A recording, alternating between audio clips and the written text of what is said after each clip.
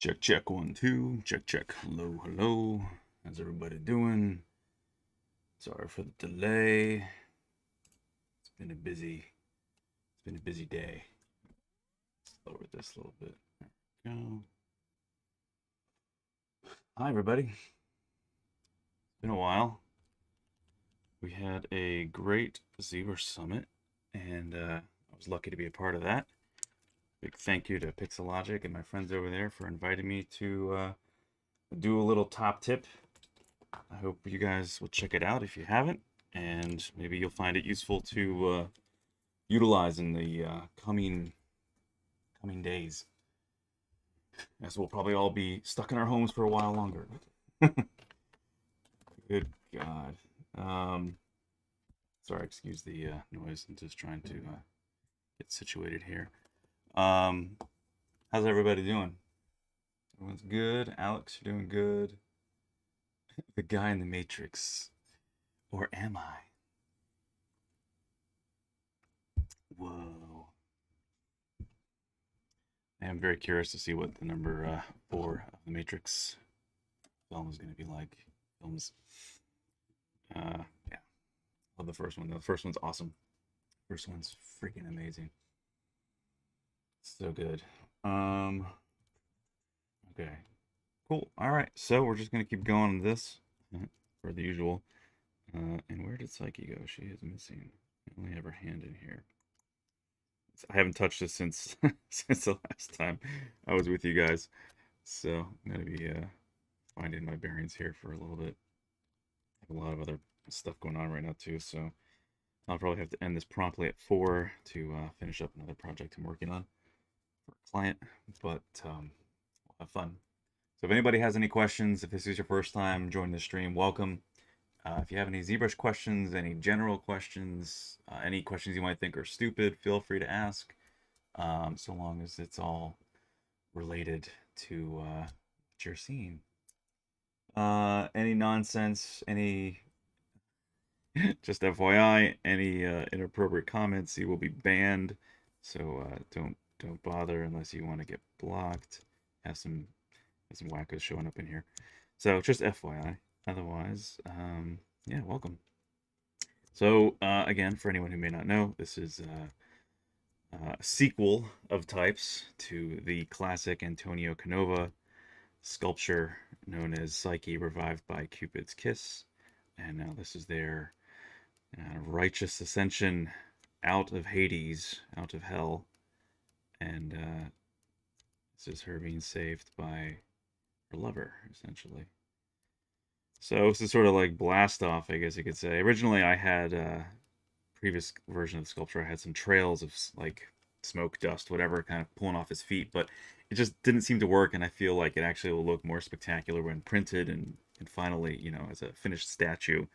If it really does look almost like he's floating, and it's just simply the wings, 3 points of contact that'll help the structure stay up, which will be the 2 wingtips and their arms interlocking there. So we shall see how this goes. It will be interesting to get this printed, actually, finally have it, you know, in the other room there finished. And when I get to that stage, I'll definitely be sure to get some extra long cables so I can bring the camera in there, because my computer's in this room and the lab is in my other room of the apartment. But it'll be cool to show you guys some of the actual process live, and then talk with it, and give you guys any answers you might have for the questions you might have, I should say. And yeah, I'll also go over the because I haven't actually finished any 3D printing pieces on stream yet, but I'm gonna definitely go through the process of finishing, and kind of the steps you want to do once you've printed something. Even going through, of course, the software side too, of like orientation, how you want your supports to be grown so that your objects have the minimal amount of supports and minimal amount of cleanup required, as well as techniques to do, like, let's say if a support breaks off and it kind of creates a divot, how do you fix that? We'll go through techniques of like adding resin, and then you like laser weld it, the handheld 405 nanometer wavelength laser, and then how to like sand that down so it has like a 100% covalent bond, and then you just sand it down so you don't see any imperfections that way. So things like that, little tips and tricks of the trade that come with just experience and time and years of hard labor. Anyway, what do we got here? First time catch a stream from you. Welcome. Cool. Just here to see some cool stuff. Strategically placed cloth. Hello. Yeah, totally. Awesome. Sculpt, thank you, Alex. Hello, can you change place from light come from this program? How can you... Oh, so yeah, if you want to change the lighting, sure.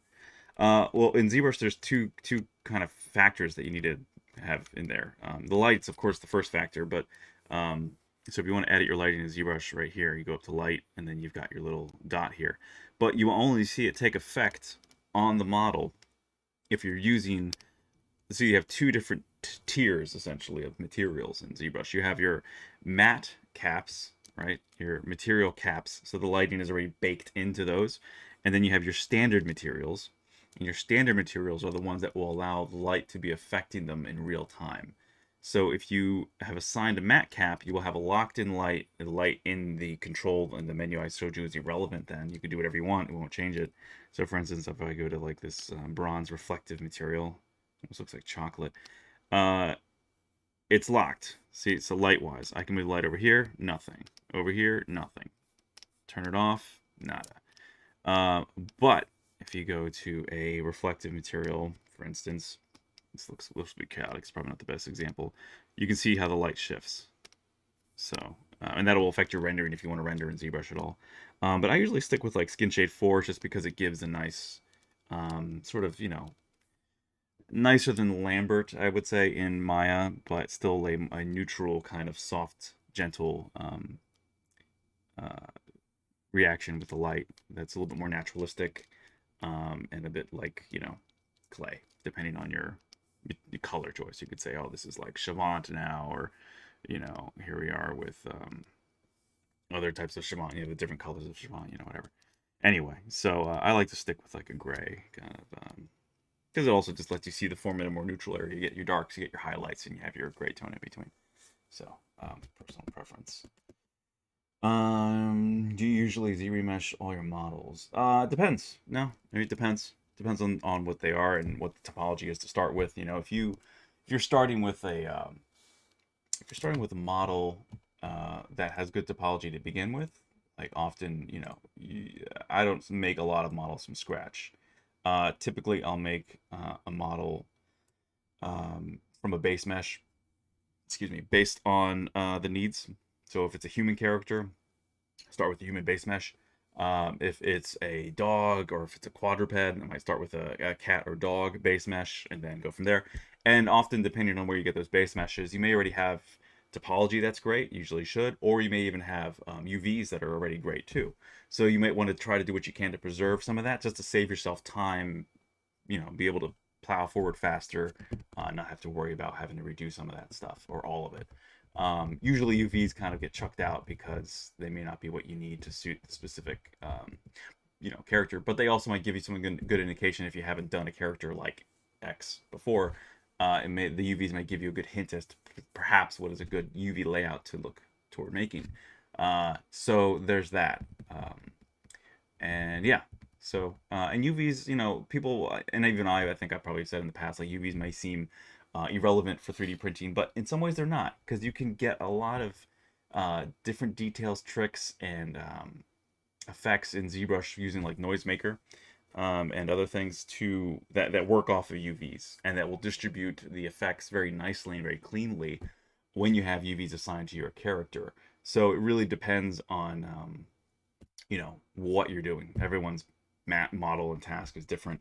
So it's really kind of a case by case, very specific, you know, nuanced situation depending on what you're working on. So there are not going to be that many like broad stroke, like you must do this all the time. It's always going to be different for each model. But there are general best practices and, you know, good habits, things to make sure you do with everything you want to print. So it just, you know, just depends on what you're doing. Yeah, so yeah, there's your answer. I'm looking at my display here and the chat's like really blurry. Oh, there we go. Okay, I think I just needed to resize some stuff. I think they do these refreshes now and then, or like updates to either Restream or OBS, and then it creates some weird. Like I had to log into everything again, like separately, and it's weird. It's like displaying stuff like kind of pixelated. It's bizarre. I don't know. Could be maybe because I have a bunch of other programs open right now. Let me save this. Close down Substance Painter. I have that open right now.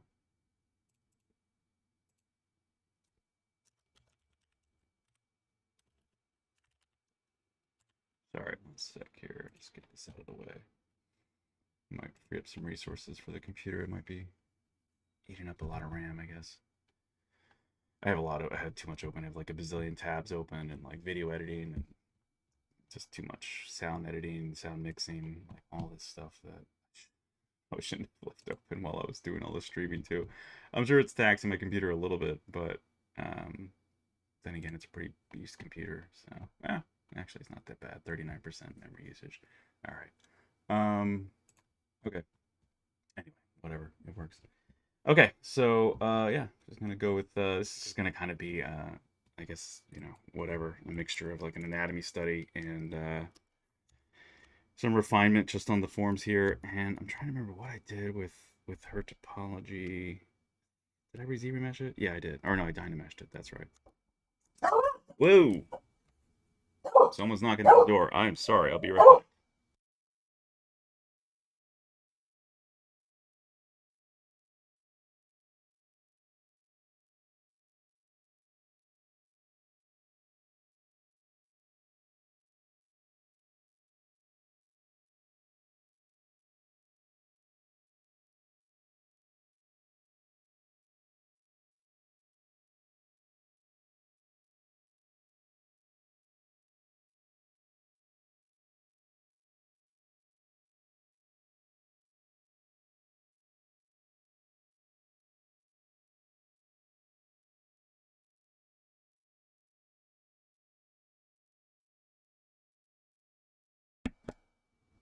Okay, sorry about that. Mail delivery had a package that just came and I did not expect it. Anyway, back to our regularly scheduled programming. Dog goes crazy whenever someone knocks. Einstein is the the alerter of the household. If I have headphones in blasting, I'll still wind up hearing him bark.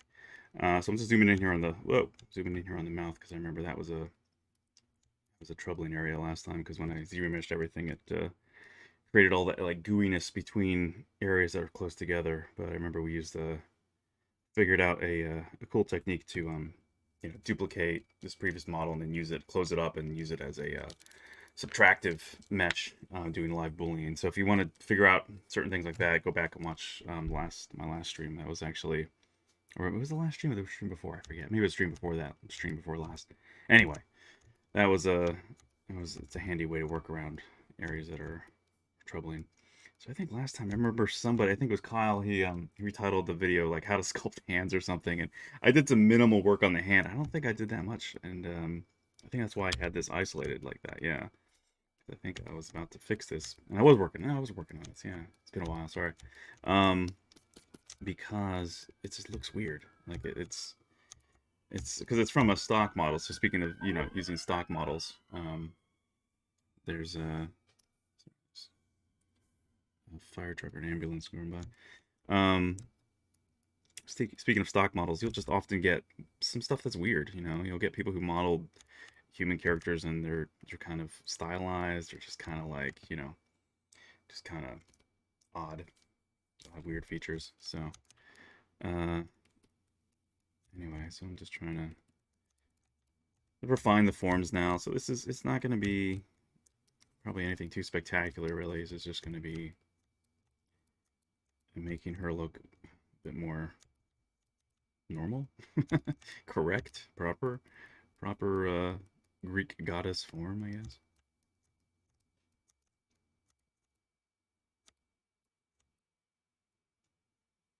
But yeah, it's like the hand looks kind of like fat in the center, and then the fingers look kind of too spindly and a bit malformed here. Man, traffic is loud today. I don't know if you guys can hear that. Yeesh. Yeah. So this hand was on the rock in my first piece. For those who haven't seen this before, I'll show the first piece quick. Been working on my reel, so I think I should have that image. Yeah.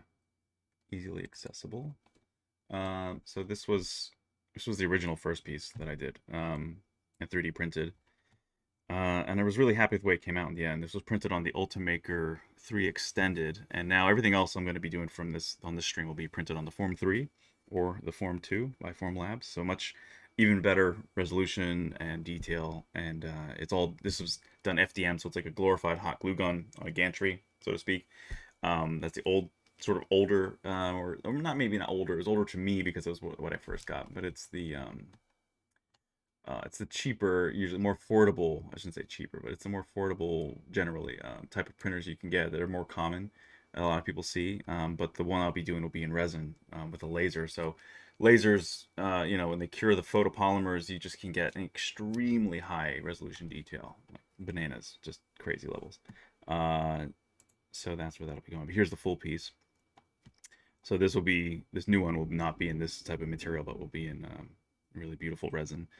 In a more white, kind of white, off-white, not like, this is more cream and then ivory. I think the next one I'm going to be doing will be more in an ivory kind of tonality, and I might try to see if I can do some like sort of paint techniques that would make it look more like marble. We'll see, because I know that's going to require some sort of swirling and sort of, brushing of paint in a different manner, but I think I might attempt that on the piece. So anyway, so this was the previous version, and so this is sort of like going from here to this one where it's now like they're ascending. So anyway, it's interesting. I don't normally do a lot of I guess this would be more in the fine art, classical art department, but I appreciate it. Obviously, it's why I'm doing this. I really have a love for it, and I loved going to art museums when we could, and just appreciating all the insanely well-made marble sculptures from masters back when they didn't have power tools, so they were doing all this stuff, by hand with physical tools, and coming up with ingenious ways of creating incredible forms out of stone. I mean, it still blows my mind how they were able to do stuff that with the unforgiving material that still blows away so much stuff that so many artists do today with the ease of, like, this is like sculpting in zero gravity with wax and an undo button, a magic undo button. It's like I see so much. I mean, there's a lot of great stuff out there, but there's also a lot of like stuff that's like, dude, you have all these tools and yet you can't. We're not making stuff that's at least the bar is set to like the master's level. There's something wrong there. Anyway, I just think that's funny, and it's amazing the sculptures that the original masters have done. They're just mind blowing. So yeah, but yeah, I mean, nowadays we see stuff too, that monumental statues that are all made in ZBrush and other softwares like this, and then 3D printed, and then CNC'd, or molded and cast, and then edited afterwards, even more so physically. So yeah, I mean, we're seeing amazing stuff now too, but just the fact that they didn't have all the tools we have today and they made stuff that looks amazing, it's always mind blowing. So anyway, what's everybody doing to preoccupy themselves? Is everybody working? Is everybody unemployed? Is everybody in the middle? How's everybody doing? Anybody doing anything interesting to pass the time? That they didn't do before lockdown, before this insanity? Anybody develop any new habits or good habits, skills? Reading any good books? Has anyone taken up reading? Maybe they didn't do before. I know I've been listening to more audiobooks for sure, and I go through spurts. Like, I'll listen to a new audiobook and listen to maybe half of one or a whole one, and then maybe start another, and then I'll stop, and then I'll just get into podcasts or music or editing music or something else. Like, now I've just been busting my ass working on my reel. I should have gotten it done sooner, but it's a lot, and I've been meaning to update my reel for years now, and it's funny because the company's asked me to submit it to apply, and I hope I can get it done in time. I don't know, but it's a lot of work when you haven't updated your reel in years, and then you're like, oh, I want to put all of this in there, but gotta, you know, you gotta cull it, you gotta take some stuff out, you gotta like figure out what's worth having in there, what's worth having more time, what's worth having less time, syncopating it to the music, making sure that it locks in when you have different beats, like things pop up. You want it to look good, you want it to have energy, blah, blah, blah. I mean, making a good reel in itself is a sort of art form. It's almost like making a good trailer. I think it requires a good eye and it takes time. I don't think you can just slap it together. I mean, you can, but I think that's, mediocre versus holy shit, hire that guy. There's a difference. I mean, you're selling yourself, so you've got to make it look spectacular. Otherwise, people are just going to be like, meh, forgettable. That's the last thing you want. What are we saying? ZBrush has been my new hobby this year. Awesome. Got a drawing tablet and started diving into digital art. Sweet. Able to master ZBrush and before in the lockdown. Supersize my alcoholism. God. That's not the skill you want to develop. Or at least don't do it alone, man. At least, like, don't drink alone. Have some friends come by. Oh.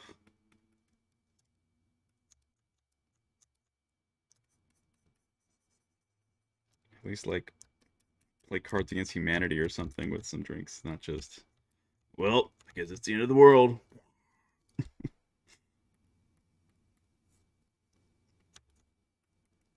This is crazy time. We are in crazy time. I wouldn't call it unprecedented, though. I mean, certain things are, but I hate hearing that word being overused so much. My God. I just get annoyed with how the media they constantly. I don't watch regular news anymore at all. I'm just shutting it all off because it's all just parroting, aping each other, and just saying the same crap on repeat. And just trying to guide people what to think rather than give them facts and let them think for themselves. It's the media, the press, the journalism. It's not real journalism. Isn't happening on the mainstream news at all. Any of it, all of it. It's like you gotta find sources outside of all the cable news networks. All of them. Screw them. Done with them. I prefer to find people who are on the ground filming stuff for real. That's where I get some of my information from. I don't just blindly trust any media anymore. And even then, I want to see stuff that corroborates the information I'm hearing. I don't want to just hear it from one source. It's like hearsay then. Think of it like a trial, right? Think of facts and evidence. You want to be hearing information from different sources that may even be opposed to each other generally, but are still confirming the same information. That's when you know that you've got some solid info.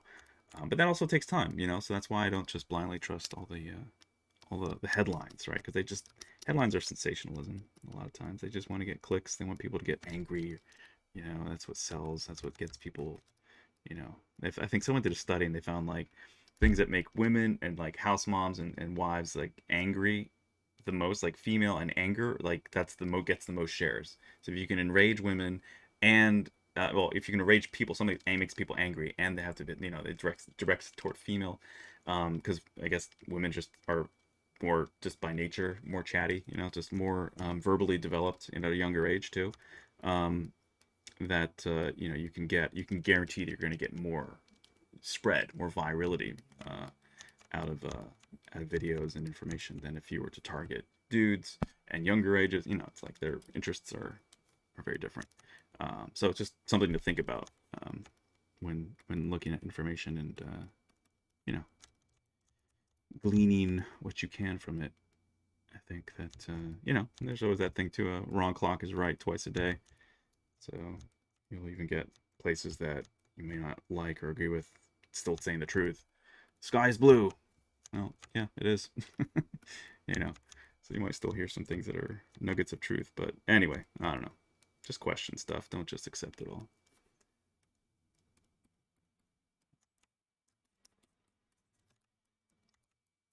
Anyway, I digress. Sorry, it's just on everybody's mind in one way or another. It's hard not to be mindful of everything that's happening,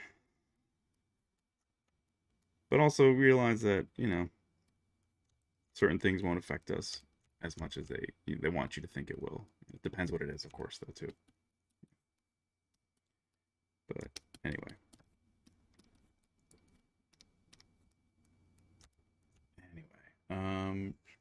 What's the best way to export fiber mesh to Maya if you don't want to simulate or use XGen? How long does it take for you to do one character from start to finish? That's funny. It's funny because that's like saying like, how long does it take to design a car? It's the same kind of question. Well, that's like, you know, there's no set answer to that because it's always different. There's never a set, like, because every character is different. So it's impossible to answer. In general, I mean, if you had to say like, we need a high level detail character or object done as fast as possible, I'll generally say it's going to be around 2 weeks. That's still that's kind of tight, but that's still doable, right? It's like 2 weeks, 10 to 14 days ish, right? Um, that's also if there's not a lot of revisions, I could probably say like if I was just really into the piece and didn't have anybody like breathing down my neck, but I knew it had to get done fast. Yeah, 10 days. I think it's a comfortable. Is it not comfortable? Maybe, but it's an accurate estimation. And that's like just going one pass, not even going back and like changing stuff, and then let's change this and change that, like just kind of going down the rail, just beeline to the finish line. So that's for one character. Best way to export fiber mesh to Maya. I haven't done it a lot, honestly. But from my understanding, because I've just generated fiber mesh in here, and I've done it a couple times. I'm not sure there's like a best way versus just the only way, as far as I know. I'll give you an example here quick. So like, let's just say you want hair to grow from here. All right. You want a hairy hand for whatever reason. We want hair. So you want to go here, come down to fiber mesh, which is in your tool palette. So we want preview. Oh man, that's almost great. We want double on. Let's try again. Okay, so now what you see, when you have double on, it'll go from both sides, both faces of the polygons.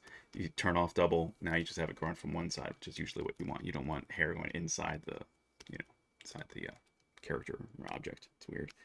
All right, and whatever. You adjust all your settings, your lengths, your coverage, whatever you want. You get everything to where it needs to be. Just futzing around with whatever here. So let's say you get all this where you want it to be. All right, so yeah, beautiful, perfect. We've got the right hair. God, I hope nobody has hair like this in their hand. I mean, I've got some hair in my hand, but this is scary. So you got your porcupine on your hand. Let's say you got your colors right. We want it to be blood red and hot pink, of course. So we've got that. All right. Oops. Get back to that. Preview settings, modifiers, and all right. So then once you got this set, basically you just want to come down here to export curves and just say export curves. Will result, it's telling you now, this exporting will result in 1,153 curves to be exported. Click OK to continue, cancel to adjust. So we say, yeah, great, perfect, we love it. Send it to print. All right, here we are. Hair curves 1. Can't type. Boom, done. Then you go into Maya, import that into Maya as curves, and then do whatever you want with it from there. Sorry, what did you say about you did say something about curves. If you don't want to simulate or use XGen. Okay, so if you don't want to simulate or use XGen, because the curves would correlate to XGen or Ornatrix or other plugins into Maya for that. So if you just wanted to export them out as fibers, as geometry, which is I guess what you're asking, then you'd want to convert these to geometry, right? And so in that case, you'd have to decide on your settings here, your modifiers, how many profiles you want, how many segments you want. So I guess with one profile, it could look fine, but they're basically going to be like, paper cards, kind of stuff, like thin paper cards. If you do a profile of 3 or more, they're going to become like triangles. If you're looking down the center of the shaft, you're going to see like a triangle that has a, you know, a flow to it. So let me see if I can zoom in here a little bit. It's very small, but see there, you can see it, like you can see there, triangle, like a, you know, extruded triangle essentially is what you're looking at. Those are your fibers now. So then if we increase profile to 4, you're going to see them turn into a extruded square, or cube. So say 4. And we say, yeah, we know it's going to get huge. So there you go. Now you see 4 sides, right? And you can just keep adding that. So real hair, of course, would be conical, right? So it'd be like a cone that's extruded, very long, comes to a point-ish. Of course, when you look through an electron microscope, it's like it's got a sort of flat end or whatever, but, you know, or bumpy tip or whatever. Anyway, I'm not going that far in detail, but you get the idea. So now it's geometry that makes sense. If we go back down to 1 profile, see, there's 2, which just doesn't make much sense. Then here's 1. It's just a card, you know, basically it's just a plane with a bunch of segments to bend. So I would recommend at least going to 2 or 3 profiles. Probably 3 would be the minimum, I would say, really, so you have real, at least, sides, you know, multiple sides to it, not just 1 or not just 2, which I don't even really understand how 2 works. But whatever. So there you go. So then you'll say you like this. You say, okay, I want that geometry, right? So what you go over here is you say accept, all right, at the top there. And now, as you can see, we have a new subtool right here that says fibers, whatever number, 23. And so now this is actual geo, right? And when they're fibers in ZBrush, you can then use the fiber mesh brushes to groom them, right? So, you know, let's say groom strong. So for whatever reason, you want her hairy hand. You want her hairy hand to have hair that's flowing forward. So we're gonna, it looks at the hair too and everything like a plane, as if it's growing out of a plane. So if you have your hair's coming at the camera like so, whoop, there we go. When you brush, you're gonna be brushing against this plane that's behind, that the hair is growing out of, essentially. So then you're gonna come here and just go down. Oops, wrong object. Come on, show the hand. All right. So now we're gonna do this, and we want the hair to move forward. So this is you grooming the hair, and we're brushing it. Oh, look at that beautiful flowing hair on that hand. Lovely. And there you go. Now you've got your fibers moving in a certain direction, right? And they're geo. So now you can export this out as a small head of hair, a patch of hair on wherever, you know, fur, whatever you need. And there you go. Now you can just export this out because it's real geo. So now you don't need to use XGen or Natrix or what have you, or Shape and Haircut if you're old school. And I guess that's got absorbed now to Maya, right? Anyway, so there you go. That's what you do for hair in ZBrush if you want to do fur. It's definitely challenging to work with, I will tell you that. Like, this was very simple and this looks fine for what it is. But if you're doing a whole full head of hair, I would recommend doing it in patches. So you do a polygroup, you mask that polygroup, and you grow out that chunk of hair so that it obeys the directionality you want. Then do another patch, and then make that a polygroup, and then grow hair out of that end, and then, you know, comb it and manipulate it to where you want it to be. So then it'll look and flow as one in the end, or at least it'll look that way, but you want to do them in separate chunks so you have really good control. ZBrush will struggle if you try to do mirroring. You know, you have your X and your X mirror, and you're trying to do like the same thing on this side as you want on the other side. It's great for sculpting, but when it comes to, it's like a type of projection that it does. And when you have, you know, 2 sets of fibers that may be identical, but they're probably a little different, they're a little off, as far as counts, numbers of fibers. When you're doing things mirrored, you'll often get asymmetry happening that you don't want, that you're not intending, or you'll get some weird sort of like blast through projection where when you're sculpting and you're doing things mirrored, you'll see them doing it equally, maybe like this, but then when you come around to where they're like directly opposed to each other, you suddenly get this crazy projection where things get smeared and smushed or like flattened, and it's just effed up. So don't do that. Do pieces. Maybe even a better idea too, if you want to, if you need something to be mirrored when it comes to fiber, is do half. So just do half of one side, and then when that's done, you like it, duplicate, flip, mirror over to the opposite axis, and then now you've got mirrored beautifully 2 sides of your hair. So other solution. So, you know, just got to think creatively. You got to work around the challenges that you have inherently with certain, you know, aspects of the software. But it's all doable. So, I think personally I would love to see Pixologic reinvigorate fiber mesh and refine it a bit more.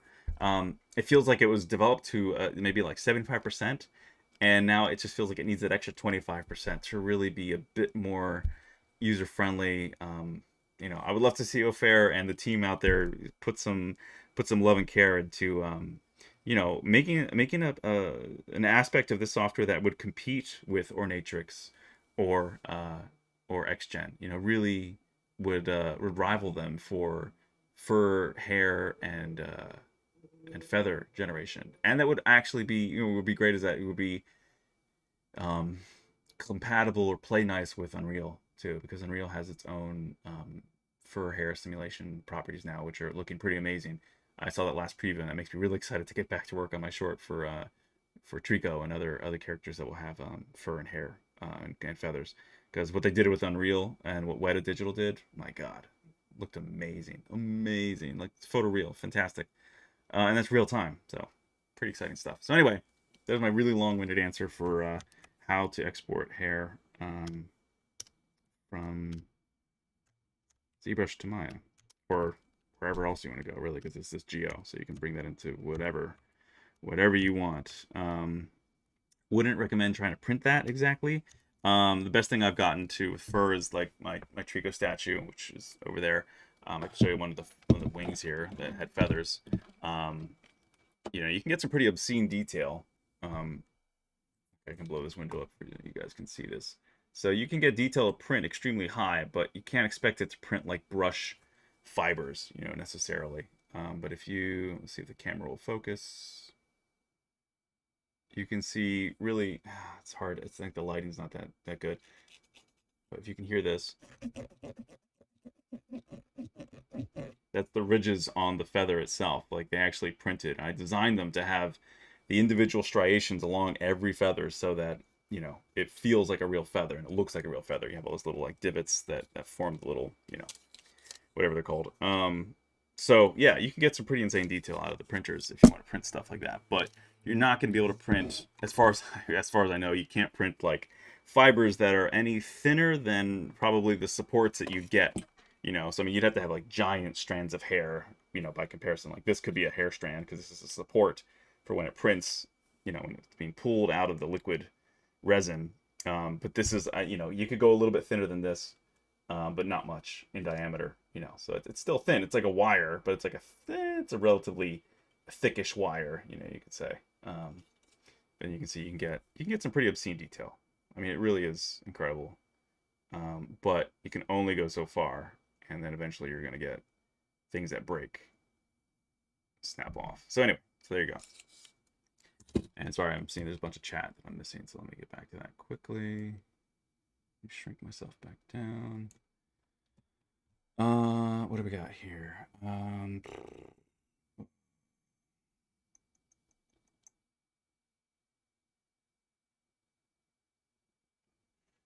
Sure, you've been asked this before. Sorry to repeat. How'd you learn sculpting? I will get to that in a second. How did I learn sculpting? That's like, it's no, you don't need to apologize for that question. I mean, but it's like such a general question. How did I learn sculpting? I don't know.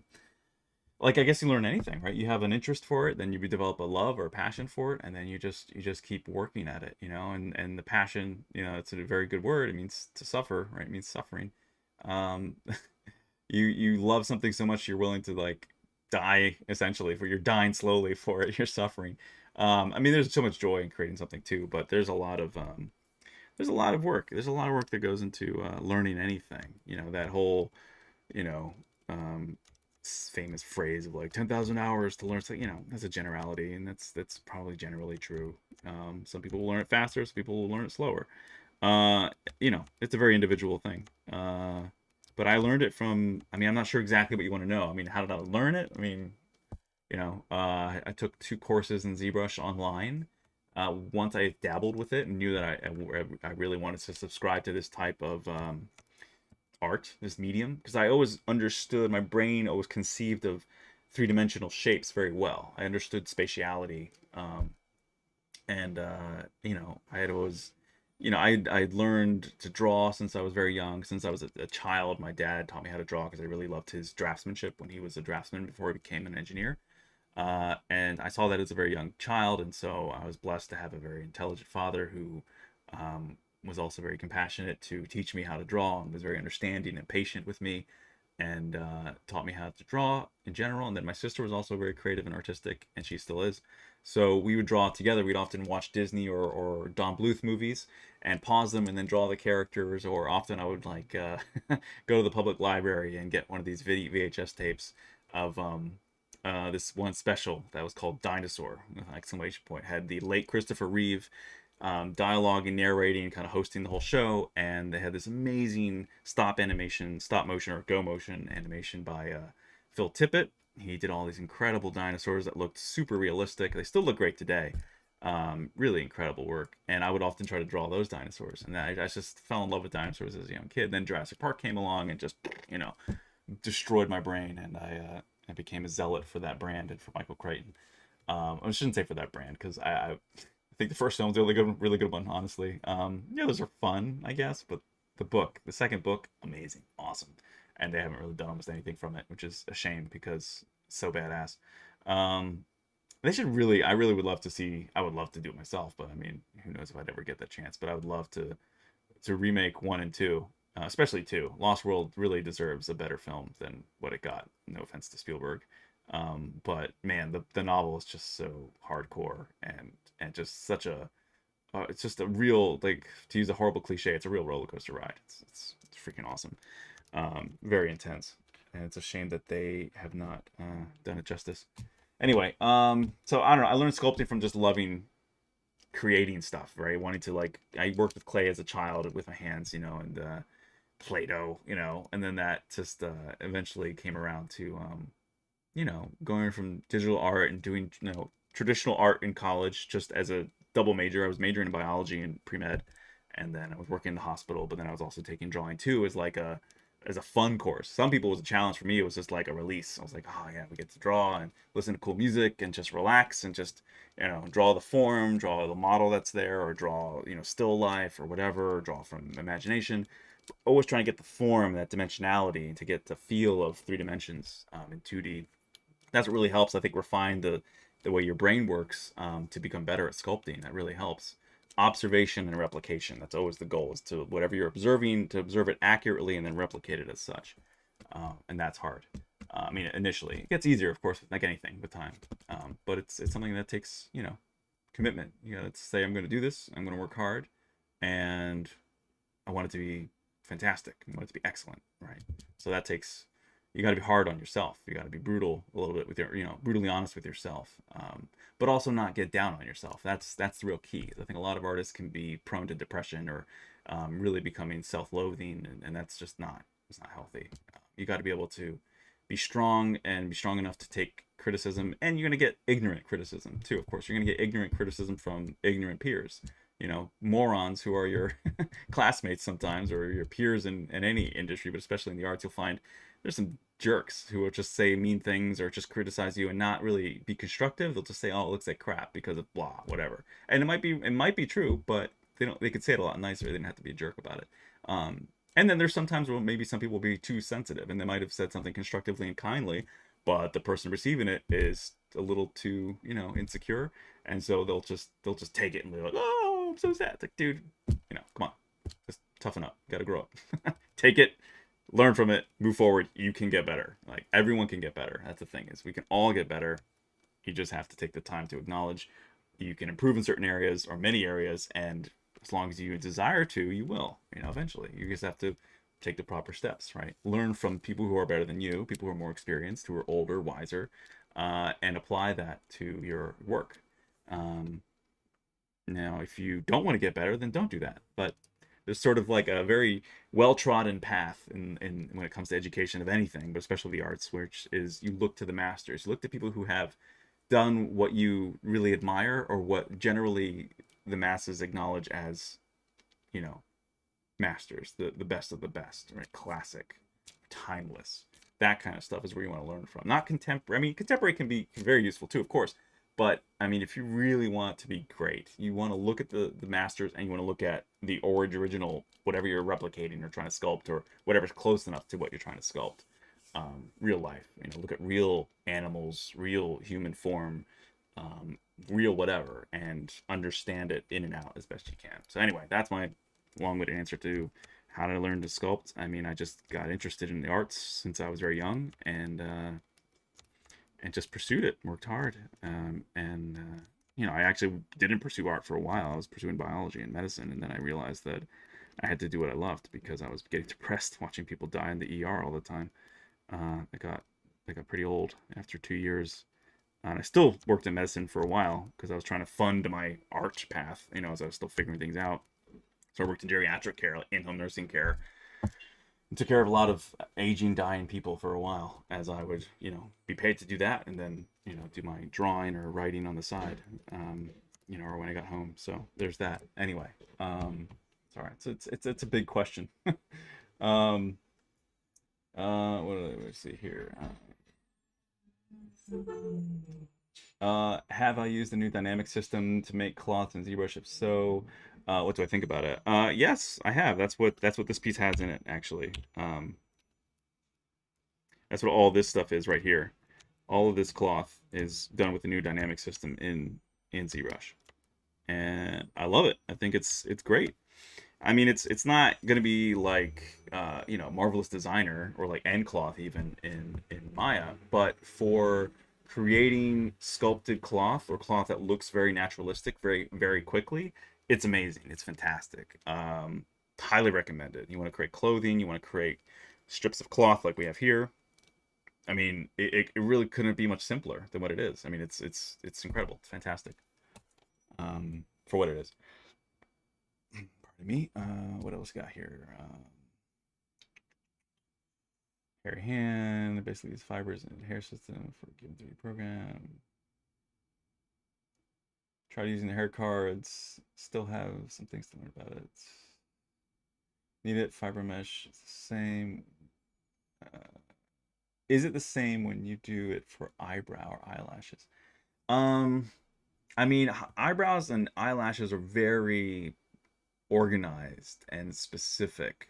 So I really wouldn't recommend trying to just grow a bunch of hair for your eyebrows and just kind of like using a brush. You almost want to hand place every hair practically, and that's painstaking. But I haven't really seen any really easy. I mean, maybe if you really want thick eyebrows, you want to fill stuff in. Maybe just like mask and then just like hit create fibers and then bring down your count. But generally, I wouldn't recommend just automating the system of eyelashes, especially not eyelashes, because eyelashes are like tight next to each other. I can show you. I think I used this from a previous model, but the boy that I'm using for my short film that I've been working on, based on The Last Guardian, we can zoom in on his eyelashes here, and the eyebrows are actually a texture for now, and I may go in here, and this is like low res. It's not the full res texture on there, but here you go. When it comes to just up the skin detail here a bit, up the resolution so you can see how things kind of fold in there. Oh, it is on. Okay, yeah, I might still add hair. I mean, actual hair for the eyebrows. But when it comes to eyelashes, I mean, this is still not done. I wouldn't say this is complete, finished. We're also never going to get this tight in on his face. We're never going to be like one eyeball, like right in there. But if we do, if I decide I want that shot, I'll just cut out, the head, cut off the head, or just cut out that part of the face, and then subdivide that up a lot, so we get like a lot more detail in there. So you get like the micro pores, and then you get even like the little divot where the hair follicle attaches to the skin. Like I'd go to that level of bananas detail if we're going to get this tight in on a shot, so it looks photoreal. But so far I haven't really storyboarded anything like that. I don't think we will be this close in on the eye. Although I always do love seeing cool creative, like when someone zooms in on an eye and you see a reflection and then it inverts or flips, or go into the eye and then that reflection becomes the scene. That's kind of cool when it's done right. Sometimes it's really cheesy, sometimes it's awesome. But anyway, this is how you'd want to orient your eyelashes in general. You just want to create a few and then duplicate, copy paste, essentially duplicate, and then try to distribute them by hand, so that they align properly with, where the face is, or where the eyelids are, and, they would be appropriate. So you guys are some of the first people to really publicly see this, and this is not finished, so don't judge me. But yeah, this is the boy from The Last Guardian for the short. The hair is going to be completely redone. The hair was just quickly done for a render that I'm going to be releasing, and some other stuff in Engine that I'm going to be doing in Unreal for my reel, and as well as for some renders I was doing for the cloth, which I redid here in ZBrush for his clothing. So it's pretty cool stuff. So anyway, get back to Cupid and Psyche. Okay, so that's cloth and eyelashes. What else? Some pilot make character assets for a game. What's the simple pipeline to make a character asset for a game? High poly, retopology, UV map texture, then low poly. High poly, you may not have to retopo if you have a good low cage to begin with. So if you have a good low poly cage, see that's the thing. Sometimes I get it. You need to retopo, but I think it's easier. It makes your life easier because having to project anything you have too much cleanup. You always have cleanup. Another great tool would be and I used it before is it's called ZWrap. It's made by a Russian company. Don't worry, they're not going to spy on you. It's a plugin. It's a standalone and a plugin for ZBrush, and it lets you retarget. Let's say you have a mesh that has great UVs and really good topology, like really good edge loops around the mouth and the eyes and everywhere you need expression, and you have a great model, but that's like an adult male or an adult female, and like for instance, the boy started out as an adult female scan, an Asian woman's head scan, and had to I did tons of work on cleaning up. Like she had some acne and a lot of imperfections as any normal adult would have. But as a child, you have less of that shown. As you're younger, everything's cleaner and less lived. It just looks better. It's like cute, So, and you want the child in any sequence, any film, you want the children usually to have a cute appeal. So I did a lot of cleanup and work on the face just to make it look like the cute kid in the game.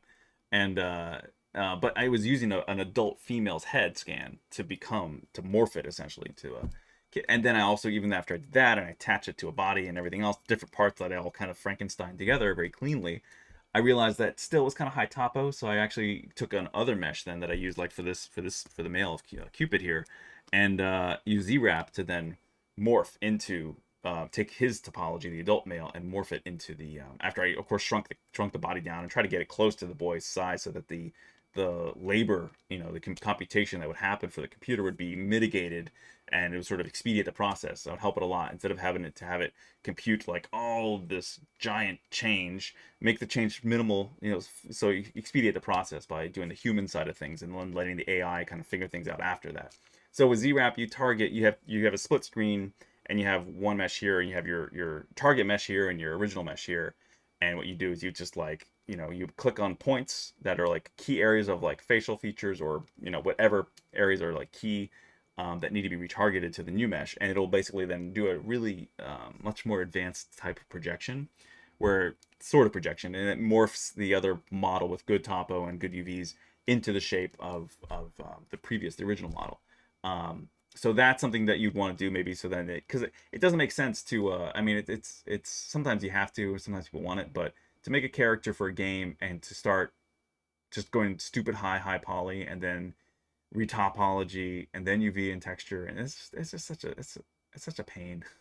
I know that's how they used to do it, but I feel like there's a much better I assert that there's a much better pipeline now, which would be to start with a good human base mesh that has good topology from the beginning, that's low cage, low topo, that you can subdivide up to be very high and get all your crazy detail, keep the UVs.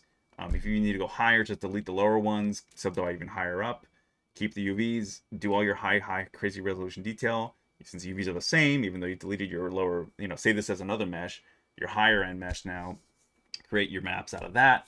And then, of course, you can apply them back to your really low cage. But you don't want to go too low, because if you have such high resolution detail on a really low cage, it'll look off. So you still want to have it, probably not 2,000 polys. You want to have at least 8,000, 10,000. Most engines and anything, even on the phone now, can handle that. So that's still low poly now. And with things like the advent of Unreal, it looks like in Unreal 5, at least for static meshes, high topology count will be just churned through like nothing, like butter. comparatively to previous generations of game engines where you had to be extremely judicial with your polygon budget and how you would, spend that accordingly. I feel we're getting a lot more, liberal, a lot more freedom when it comes to how you can construct a character and how cautious you have to be around your limitations and the technical aspects of how polygons are distributed across edge loops are distributed across your character. So anyway, sorry, long answers. Try to give it. I need to be more concise. I'm not great at that.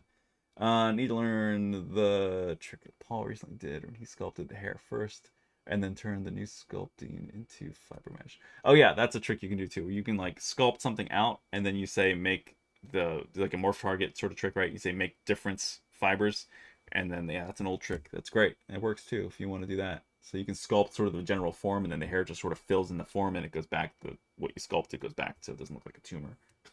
Yeah, that's a cool technique. When I make eyelashes, I always fail. Maybe about the count or the size. Well, yeah, just what I showed you. Just use that, as a guidelines. Eyelashes are not easy with fiber mesh. Yeah, I really wouldn't use fiber mesh for eyelashes and eyebrows.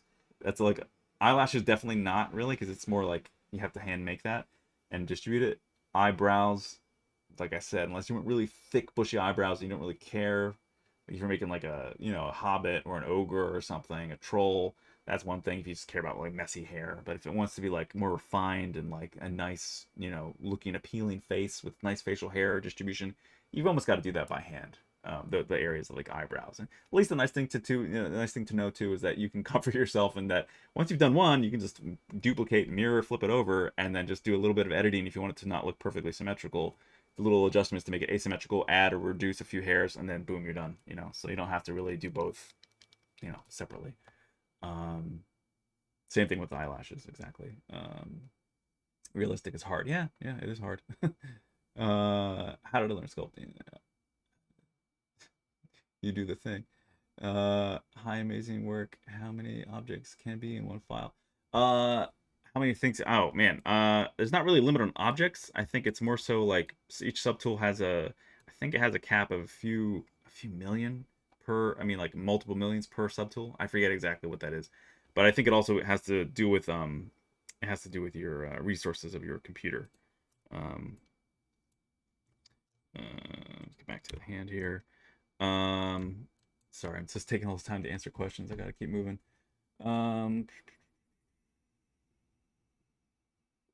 Keep hearing in ZBrush.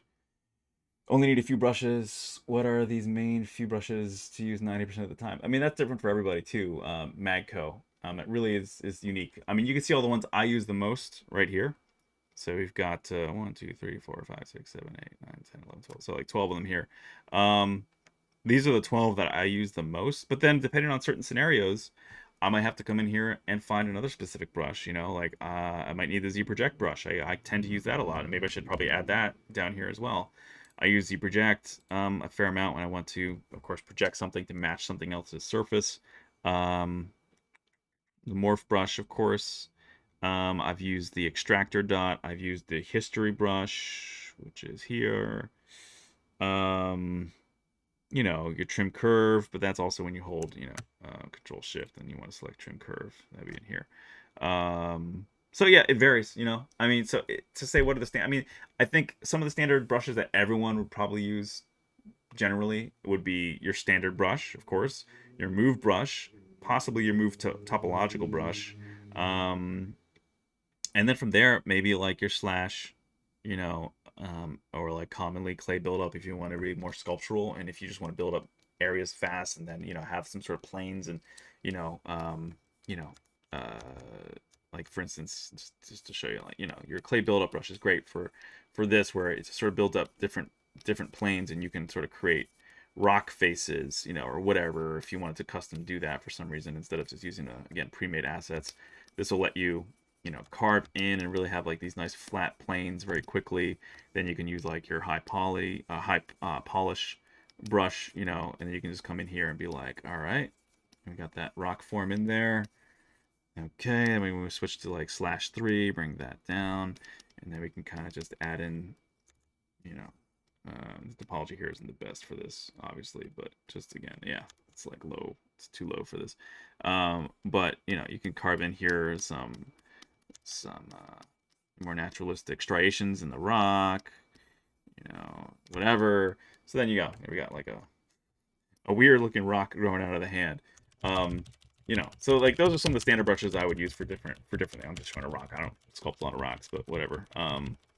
You know, if you're doing environmental art, some of these brushes can be very handy. But yeah, I mean, so that's, you know, you can see my most used brushes right there. What else? 3D replication is really useless, though. Why would someone want to make a realistic portrait of character? What's even more challenging is having a unique style. ZBrush Princess. Learn a ton from realistic portraits, yeah. I still find it useless and more impressed by stylized characters. And more you can get realistic but cartoonish at the same time, too. It's really fascinating. Trying to make realistic replication in 3D, even if it's super close to realism. You can see it's fake. It's kind of a failure. See, but sometimes there are successes. I would say I would definitely argue that there are some incredible sculptures that look like photographs. And I agree with you though. And then when it looks like a photo, it's like, why not just take a photo? I get it.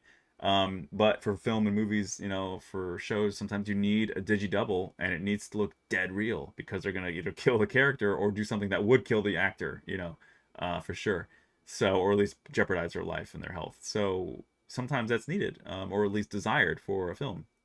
Yeah, it sounds like you're just, you know, expressing your opinion that you like stylized characters more and you like that challenge. And stylized characters are challenging too. Like, don't people are easily deceived, and I'm speaking for myself as well.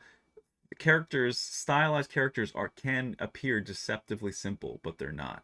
Meaning the exact curve and flow of Mickey Mouse's tummy or Sonic the Hedgehog's, you know, head and eyes, and the way the nose plugs into the mouth, and the way all these shapes sort of work together. They're very simple shapes, but they're still very, very precise curves. They're very precise lines that have specific flow, and the way you can determine that very easily is try to do it, you know, try to replicate it. And if something's just a little off, Disney's like, they're Nazis about it, you know. They're like, this is not acceptable. It doesn't match the concept art or the original art. You must follow our, you know, it must be exactly this color on Pantone. It must be exactly this shape and silhouette. Otherwise, it's not acceptable. You know, they have different tiers of that, of course. But yeah, so for sure, stylized characters can be very challenging, and I've definitely done my share of them. You know, I don't love doing them because I'm not that big a fan of most stylized characters. Of course, there's some stylized characters I like personally. I loved Sonic the Hedgehog as a kid, and I still think that the character is fun. And that whole little world is cute and fun. I loved like Land Before Time. Even though I'm such a huge fan of realistic dinosaurs, I enjoyed the film, and I think the story is very touching, and music is, I mean, it's amazing, beautiful film. Just the first one. I've never seen the rest because I've heard they're terrible. But The Secret of Nim, I love Don Bluth films. You know, Lion King, great character designs. You know, so yeah, stylized characters are great and interesting. I think realistic replication is beautiful and it's challenging, and I would argue too that it depends how much stylization and how much realism you're talking about, because there's a huge gray area there between stylized and realistic, because you could argue that the sculptors have created sort of impressionistic, semi-realistic sculptures like Michelangelo's David, Antonio Canova's Cupid and Psyche. They are kind of stylized versions of real human form, and yet they're still extremely realistic in some ways. So if we look at Canova's original work, let me find a. Let me get a new window here. Just Google. We'll just DuckDuckGo. Canova. Canova sculptures. And we'll just do straight up images. You know, I would argue that any of these could be both viewed as realistic and stylized at the same time. And it's hard. So I think realism brings more challenge even. But like the way this cloth flows, it's pretty realistic. You know, the face is definitely not realistic. it's a more impressionistic, or it's an impressionistic view, stylized kind of view of what a human face looks like.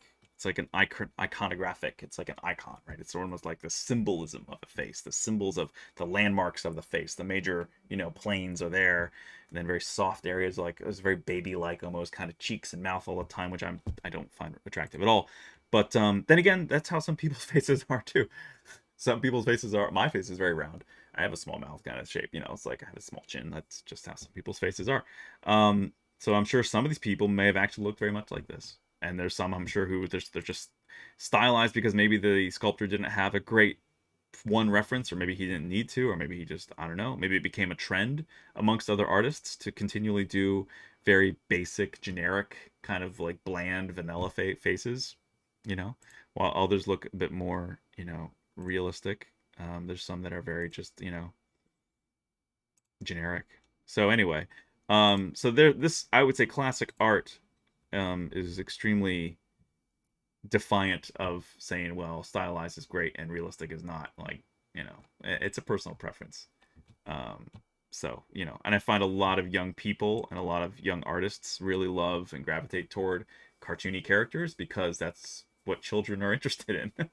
And I mean, I like some of that stuff too. I love Cowboy Bebop. I'm a huge Cowboy Bebop fan, but I like it for the story and not so much for the look of the character. Look, their characters are fine, whatever. But they're not ugly, like a lot of cartoon characters are repulsive. Like today's stylized stuff, the graphic style, oh god, I can't stand like the Powerpuff Girls and everything where it's just like super graphic and it's like hard, thick black lines, and it's like, oh god, I just hate that style. I hate it with a passion. Burn it to the ground. I don't like it. Sorry. The same goes for a lot of new stuff like that. I just don't like it. I don't think it's technically well done. I don't think it requires much skill. I think if a child can do it and do it fairly well, replicate it very easily, it's not very good art in my opinion. Sorry to say for any artists who work on that stuff. I just don't think it's not something you would hang in a museum truly as like a masterpiece. It's pop art, popular culture, but it's not fine art. It's not art that's like classical music is like the high watermark for creating even the understanding the structure of music, right? Someone's not going to say that, the voice of God was imbued in Lady Gaga's latest hit. Like that's not the same thing as Mozart and Beethoven and Chopin and Bach and Vivaldi. And so there's certain levels of like you have to acknowledge that there are certain classes and tiers of excellence and exceptionalism in the world of art that are different from pop culture, from modern art, from different, there's different degrees. Everyone's taste is going to be different, so everyone's going to enjoy something different. But I think it's indisputable that everybody can learn and glean from the masters. It's all trickled down. It's kind of like that. They're the peak. They are some of the best, and then everything else kind of cascades down from there. It's run down, and some of the stuff is in the gutter, in my opinion. But people like the gutter. Some people like that, and that's fine. Everyone's free to like what they like. But I think that there's definitely a usefulness and a respect that should be given to people who can create realistic sculptures, portraits, simply because it does take an incredible amount of skill and patience and time, and it's something that can be universally recognized as realistic, as well done, skilled, and aesthetically pleasing most often. I mean, as much as a human face can be, you know what I mean, as anyone else's face. So I would say that there's a lot to be respected and learned from realistic sculpture. If you don't like doing it, that's fine. I mean, you don't have to like it. But to argue that one is superior to the other, I would say if there is any argument to be made, it would be that classical realistic sculptures are superior to stylized characters, because one is definitively more challenging than the other. While stylized characters are deceptively simple, they can be challenging. I would say that you have more lines to deal with. You have more planes, shapes, curves, and rules to follow when you have to replicate something that's real, especially something as complicated and detailed as the human form, or an animal's form, a dinosaur's form, a bird's form, a dog even, to replicate all the muscles underneath and lying on top of the skeleton and the way they flow as the body moves. There's a lot there to consider, and to do it well and to be excellent at it deserves a lot of respect, I think. I don't know what it's like seeing, and then to their credit too, I get kind of tired of just seeing like, oh, another realistic human face. I haven't seen that before. I really do feel that way. And it's not that I don't have any respect for them, I still think technically they're excellent. But I do get tired of just seeing, oh, another realistic human render. I do get tired of it. But it doesn't diminish my respect for it. It just means I'm not as drawn to that, or like, oh wow, I'm not excited by it, but I still respect it. So there's a nuance to that for me. There's not just like, it's not bad, it's not garbage. I mean, it's really good art, but it's also just, it gets boring when you see the same thing all the time. And I feel like they're just two big camps of like realistic, stylized, and then there's great and crap amongst those two big camps, like anything in life, right? So anyway, it's my long diatribe on that divide. Not really the point. You need to know how things are in reality if you want stuff. Yeah, exactly.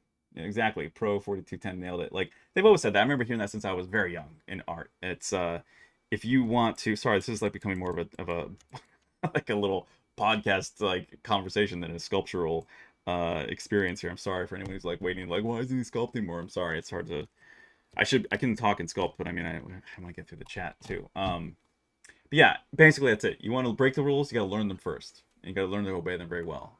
If you want to create excellent stylized characters, you got to know the human form. Ask any great anime artist this question, and they will tell you the exact same thing. If you loved Cowboy Bebop's characters, you've got to learn how the human form looks, moves, acts, bends, doesn't bend, so that you can then properly, play within those boundaries and then break them a little bit here and there. But you go too far and then it becomes something else. You're doing Adventure Time then, where it's just like, it's not great art. It's funny, it's likable, maybe it's appealing to people, but it's not great art. It's pop art that's breaking a lot of rules to have fun and be playful. But again, it's not the same thing as something you're going to put in a gallery of the masters that have created the foundation of sculptural art for humanity. It's a big difference. So anyway,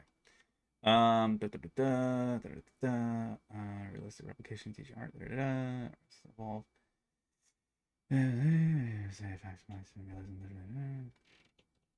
Failure, old school. You're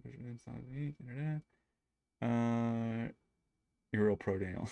Thanks, Alex. Hello,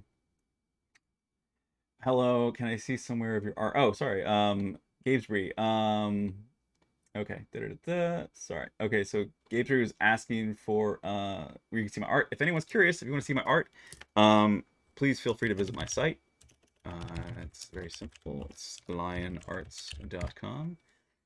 Lion Arts, people are like, why Lion Arts? Well, my last name is De León, which means of lion in Spanish. So it's also north of Madrid city, León.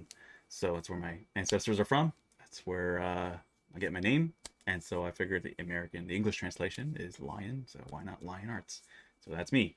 You can see my work there. And I'm working on my reel, an updated reel, like I said earlier in the stream. So if you want to see like a great combination of all that stuff and synced up to some great music and some new stuff that I'm brewing right now that no one's even seen yet. I mean, you've seen little tastes of it. You've seen the boy, you've seen my shield if you've on my social media at all. If you want to see some more current stuff now and then that I post, I'm on IG, on Instagram a lot. So that's just where you can find my handle on most any places, Daniel Lion Arts.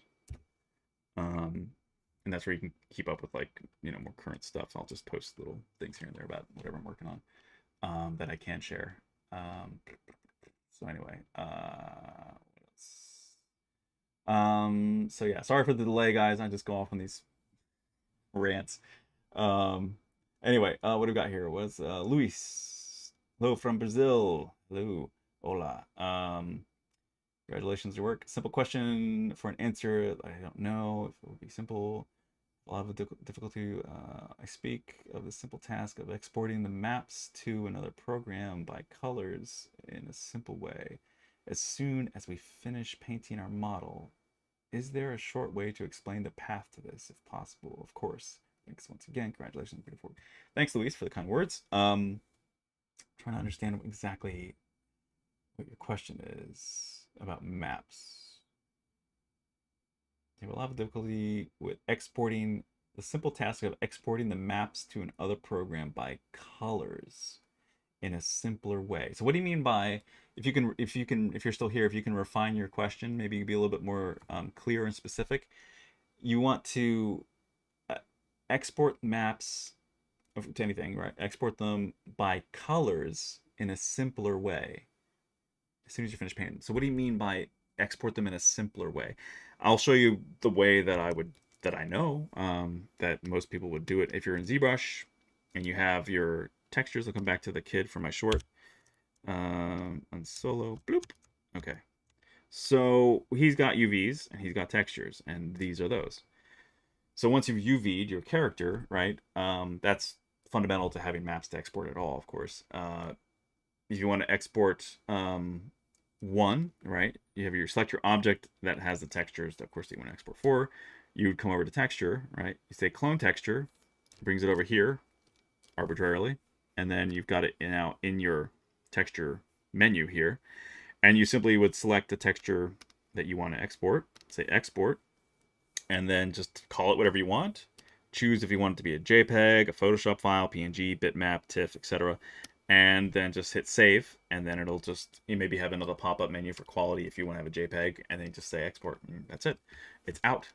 If you want to do your normal maps, I mean, you would, you'd want to go here and say create normal maps. Simple. So that's like individualistic way of doing it. You'd also could do the same thing for displacement, but of course you can generate all of them at the same time if you like by coming up to Z plugin, and then you want to come to your multi-map exporter. And then here you can select your, a bevy of options. You've got displacement, you've got vector displacement, normals, ambient occlusion, cavity, texture from polypaint. That would be your albedo, right? Or your diffuse map. And, you can even export the mesh.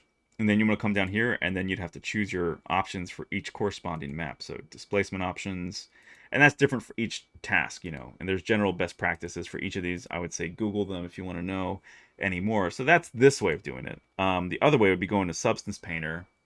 Go to Substance Painter, and then if you don't know Substance, highly recommend learning it. It's easy to pick up. It's similar to like Photoshop and any 3D program. And you can generate better maps. I would argue, better maps than you would in ZBrush. ZBrush, you can generate some decent maps for sure, and they can work just fine. I would argue that it makes a lot of sense that you can export way better maps out of Substance Painter, and have a lot more control over how they are generated and what they look like and blah blah blah. But there are little things, little pitfalls you have to be sure to avoid too, so that you can accurately generate all your maps. And that comes down to also how you name your high and low meshes. So you want to create like a low mesh cage if you want to export it for games. Obviously you're generating maps because you're not able to have that actual geo in your software of choice, Maya, Unreal, whatever. So you only want to create your low poly mesh to the lowest that the animation model will be, and of course then import and tell it to reference your highest level mesh to generate the maps from. In that case, you have to make sure that you name them. Naming conventions are the same, meaning that they end in, as I think the default is in Substance Painter, underscore low for your low cage, and underscore high, all lowercase wording letters, for your high mesh. And then that will correlate between the two meshes, and you tick some other options here and there depending on what your needs are, and it will generate some really beautiful, excellent maps for you, as well as more than what you have options here in ZBrush. Yeah, so you can also do that in Mixer as well. Mixer is a free program if you don't want to pay or subscribe for Substance. Also, Keynote for anyone who wants to get Substance but doesn't want to do the subscription. Of course, we're talking about legally doing this, not torrents or anything else. You can purchase Substance as a perpetual license still, even though they have a subscription model on the site, if you buy it through Steam. So if you have a Steam account, which is also free to get if you don't have one, Steam is a common game distribution platform by Valve. Go to Steam, search for Substance Painter. You can buy the current version of Substance Painter, the newest one. And for a year, I think you get free upgrades, if I'm not mistaken. But you'll have it perpetually, forever. So you don't have to pay for a subscription. You can just outright buy it and own it and work with it that way. Only caveat is it seems to have to do a check-in now and then with Steam to make sure that you have you've purchased whatever it is. But not a big deal. I don't find it a big deal. And you can use it on multiple computers. So I've downloaded Steam on both my PC and my Wacom Mobile Studio Pro. So I can be sitting in the living room, and then I have one license for it, but it can be bounced between computers. It can float between those two.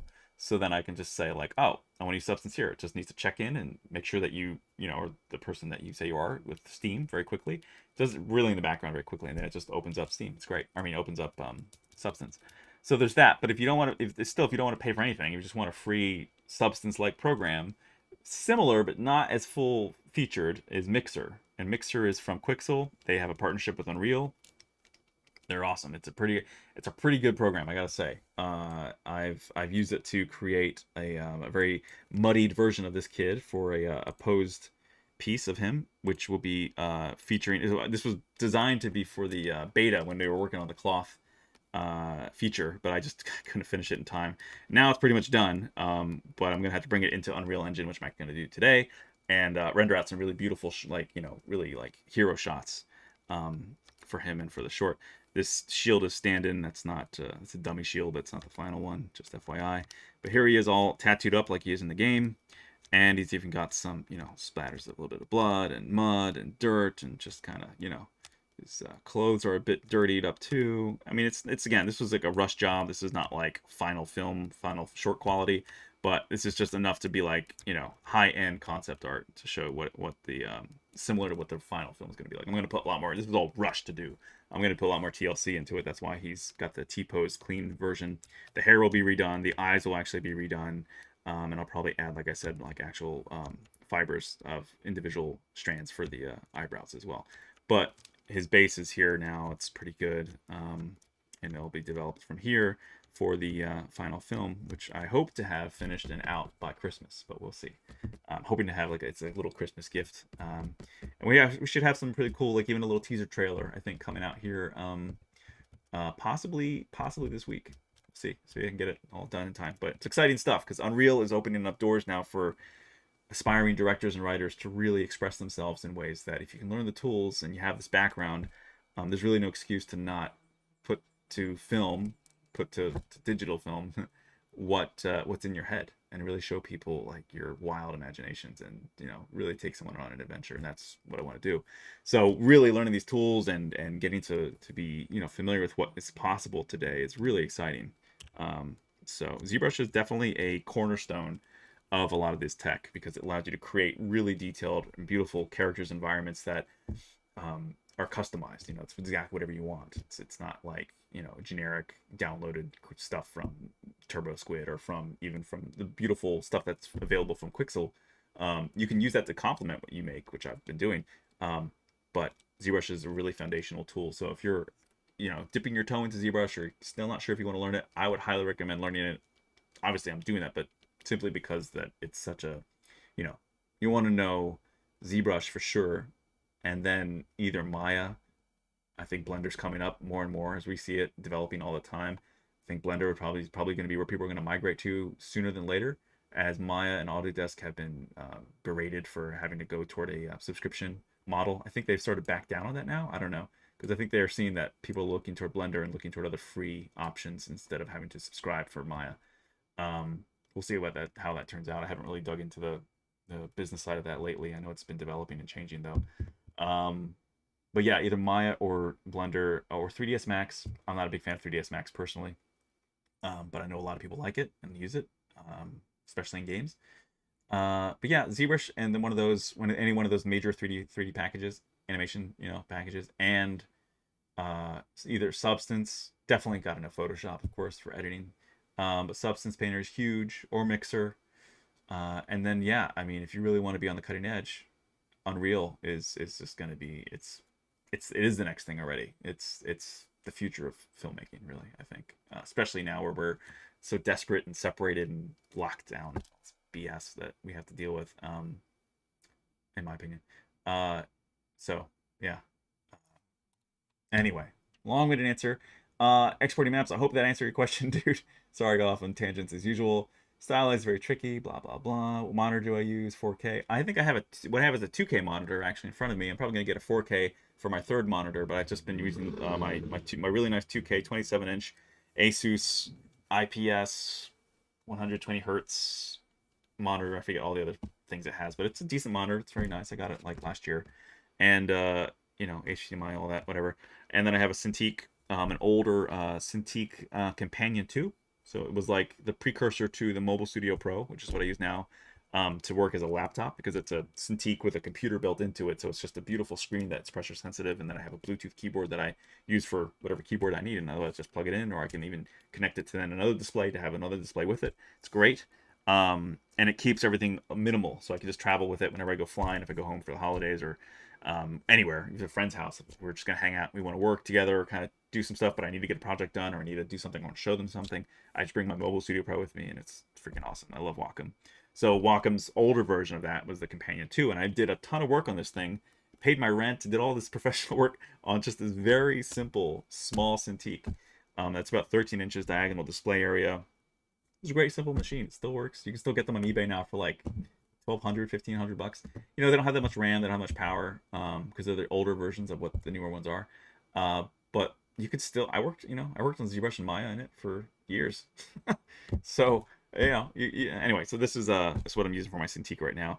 And I'll probably upgrade to like a 16-inch Cintiq, but I really don't like the big ones. I've worked on them, I've been demoed for years. I've demoed at SIGGRAPH or Comic-Con, New York Comic-Con, all the different things for Wacom. I'd live demo and be on these giant Cintiqs, and it doesn't really, to me, I mean, they're great if you like them, that's fine, but to me, all that real estate, you still have to like do these large motions if you full screen everything. I'd still might keep the program small so I can work on what is a more natural for me feeling size, which is be like, when you're younger and you're just drawing a pen and paper or pencil and paper, it's like a 8.5 by 11 piece of paper. So that's what I'm working with here. So it's approximately that size. Anyway, what else do we got here? Creating stylized character animation movie right now, and getting them right as director wants, not easy. Yep, give them realistic monitors any day. Yeah, give them realistic monitors. Yeah, I hear you, man.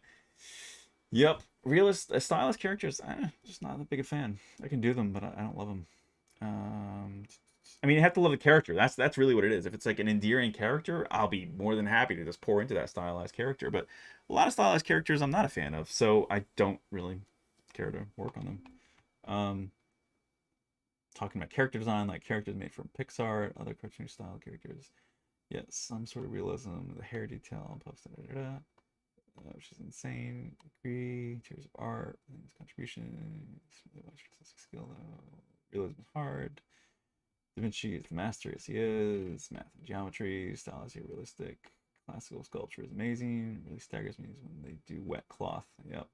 Solid freaking, yeah, marble. Yeah, exactly. The wet cloth thing, like, I think there's one of Christ, right? Where he has like, it looks like wet cloth. It looks like,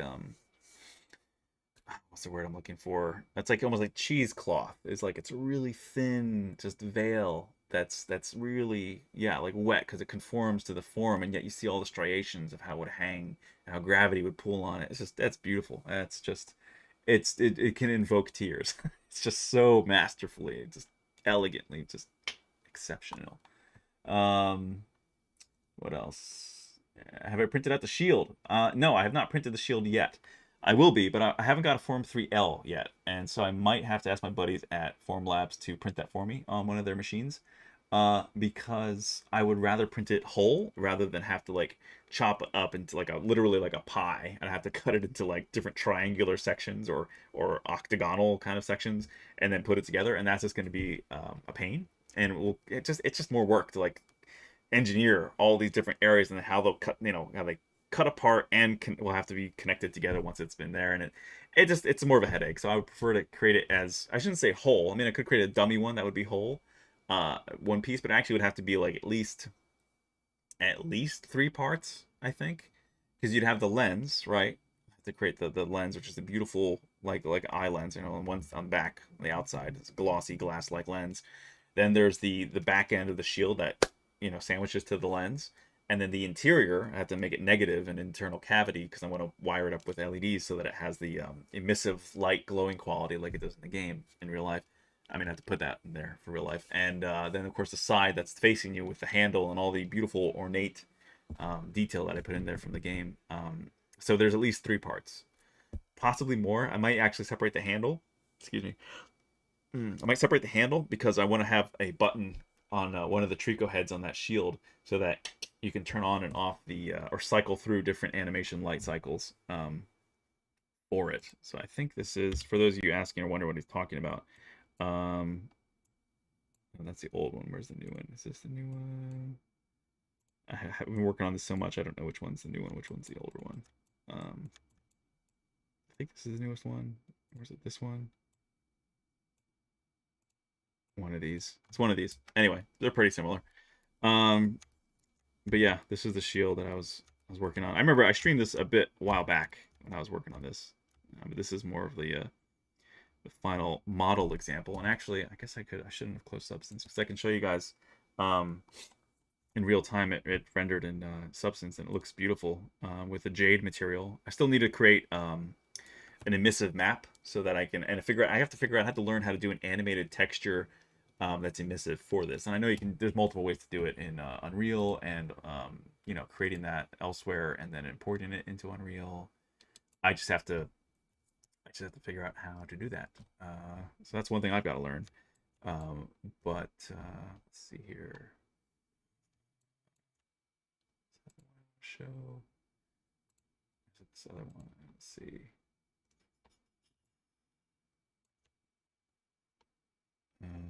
Sorry, I'm opening up this other stuff on Substance right now.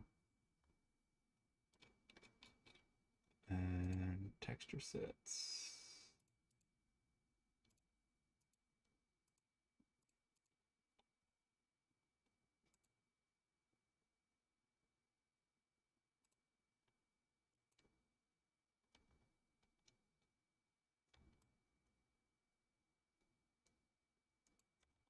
Okay, so yeah, this is the one.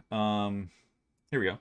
So this is rendered in real time right now, and we're looking at it in Substance Painter. And it's man, what you can get out of this program is just gorgeous. I love it. So here is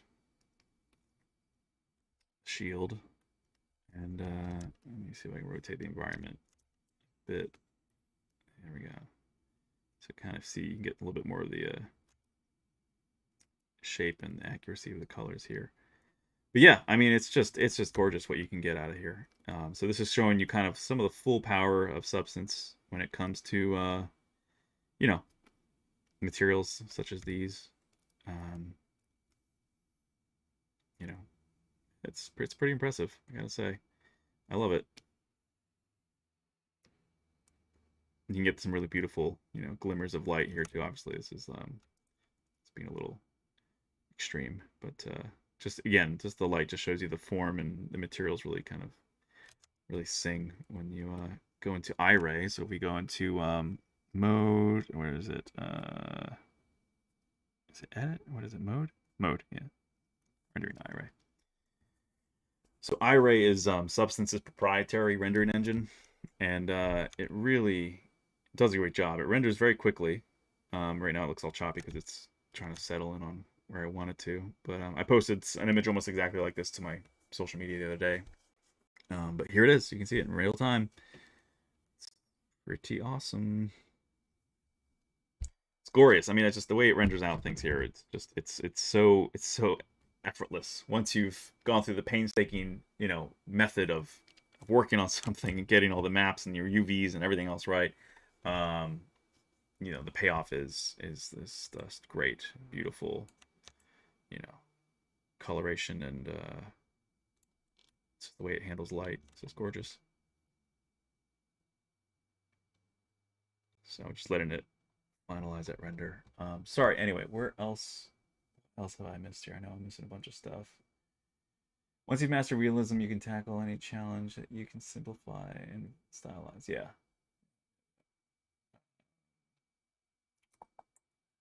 Where's my doggy? Didn't see it. Oh yeah, he's here. I can bring him up in the stream before we end. I got 10 minutes left. Where am I from? I mean, okay, so Alex F1 is asking where I'm from. Do you mean like my ethnicity? Do you mean like where I was born? Where I live now?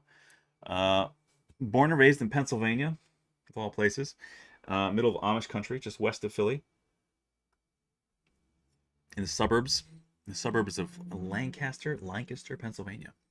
So yeah, cornfields and suburbia, you know, was my life growing up. I mean, we lived in suburbia, and this cornfields were just outside the suburban neighborhood. You know, rolling hills, cows, just beautiful landscape, very pastoral. You know, but you know, very little for future for this kind of work that I do.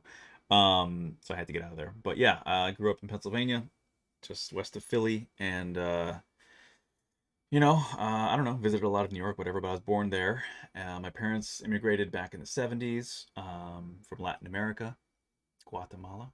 And my great grandparents moved there from Spain, both my mom and dad's side. So my roots are Spaniard. My parents were born in Guatemala, both Spaniards, married each other, immigrated through the law legally, worked very hard as professionals, came in as university graduates, immediately hit the ground running, worked very hard, hit the ground running career wise. They came in through the law. Yeah, very much an advocate for obeying the law and doing so. So if you can't tell. Um, but yeah, I'm first generation Latin American, true first generation American, I should say. Um, I'm proud to be so. Um, my parents taught me to work hard. Always had a job since I could legally work since I was like 14. Yeah, I've always understood that hard work does pay off, and there's no shortcuts like that in life.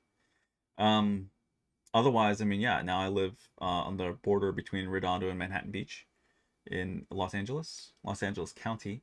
But I'm very close to the water and away, south of the insanity that is now Venice Beach and parts of Santa Monica, and whatnot. So I'm in a great area. I really like where I live. I'd rather live a little closer to the water and maybe not off of a main road, which I do right now, but it's okay. I think things will be changing here soon. Um, but I recently just visited Laguna, and man, I don't know. I'm considering if we're just all able to work from wherever. Man, Laguna Beach is nice. I gotta say, I like that area a lot. You know, but if California keeps going the way it does with Newsom, I might have to leave California. Who knows? Maybe I'll move to Texas. I heard Dallas is pretty cool. We'll see. I don't know. We'll see what happens. But anyway, that's my general locale info for anyone curious. What else do we got here? Sorry, it's just a lot of chat catching up. Wow, nice works, man. You works for Sony. I wish I worked for Sony. I mean, I wish Sony would. This is the whole point of this whole short film, is that I'm putting so much love and care, and I'm going to ensure that it's just really thrilling, intelligently crafted, emotionally engaging, gut punch at the end, climactic short, because I would love to work on the actual adaptation of The Last Guardian.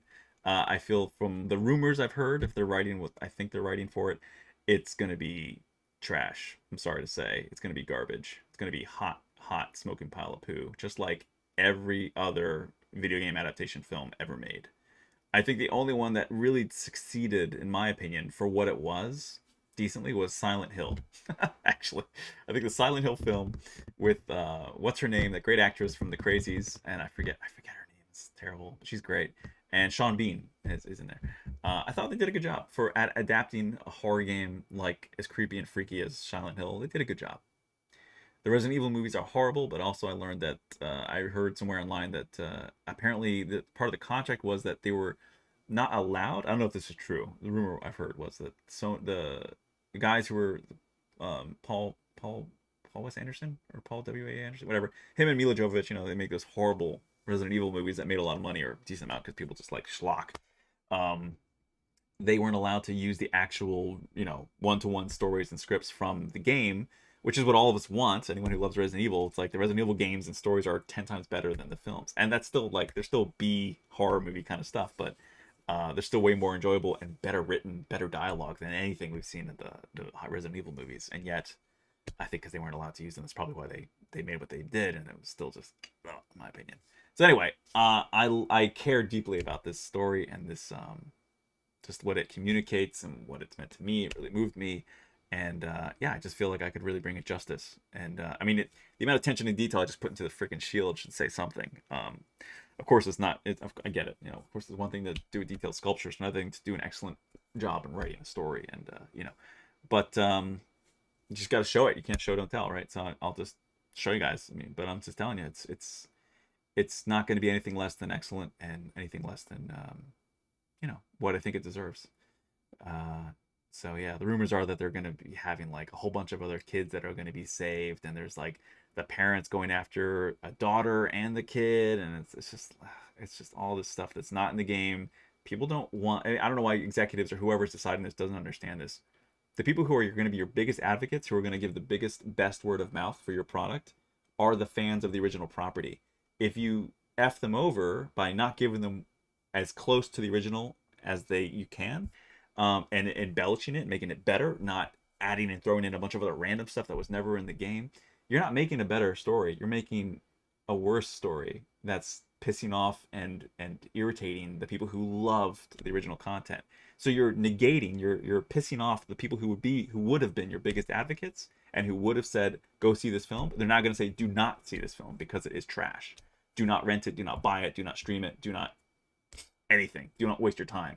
So you're going to create enemies out of the people who would be your biggest advocates. So that's why I'm sort of very passionate about this, is because I love the story. I think Fumito Ueda is a very brilliant writer, and he and his team of people really crafted just exceptional art, and I would say this is his best work yet. Really is a story of a boy and his dog, except the dog is this giant griffin creature that's the size of a house, and they go on this incredible journey of discovery and messages of don't judge a book by its cover, love, forgiveness. It's just so many positive, beautiful messages in the story, and it's an incredibly fertile, powerful ground to be embellished, not, ripped apart and have other random crap in the kitchen sink thrown in there and just, ugh. What I've heard from what the one leak was that they're writing, like, God, it's horrible. You don't need an actor to portray Trico either. God, no, just good animation. It's an animal, not a human. Like it's more like a dog and a cat. You don't need to have a person acting like a dog and a cat. Like, just get a good animator. They did a great job in the game, and that's like it's predictive animation. It's not it's not like you don't need mocap. You don't need a motion capture a person to act like a dog or a cat. Come on. That's just ugh. I mean, it could be useful in some way, but I just hire a good animator, man. Just get somebody and use Ziva.